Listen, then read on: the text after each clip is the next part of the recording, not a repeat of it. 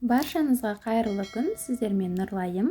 Сіздерге бүгін видеода көріп тұрғандарыңыздай қытырлақ қаттама нанның рецептімен бөлісемін. Құрамы қолжетімді, үйдегі бар заттармен дайындайсыздар, ал дәмі тіл үйіретін өте керемет болып шығады. Сырты қытырлақ, іші жұп-жұмсақ қаттама нан.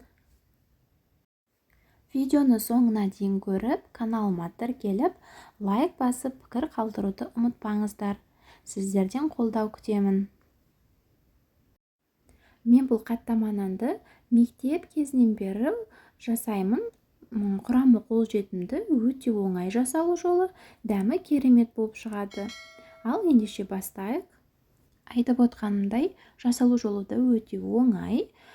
Таза ыдысымызға салқын суымызды құйып, тұзымызды салып ертіп алып, електен өткізілген ұнымызды қосып, жұп-жұмсақ қамыр илейміз. Қамырымызды илеп алғаннан кейін, оны целлофанға салып, 15 минут тындырып аламыз. 15 минуттан кейін іске кірісеміз.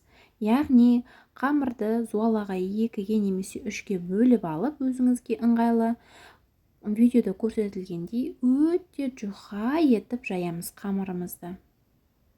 Қамыр неғұрлым жұқа болған сайын қаттамада қатпарлы болады. Сырты хрустящий, іші жұмсақ болады.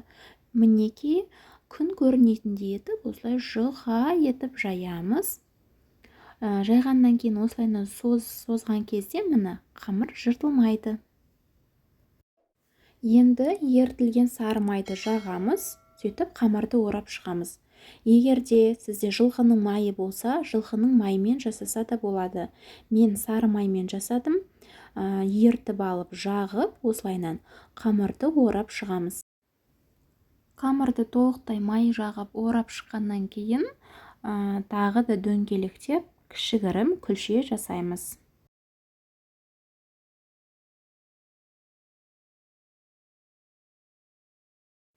Дайын болған күлшелерді тағы да үстінен оқтаумен жайып шығамыз.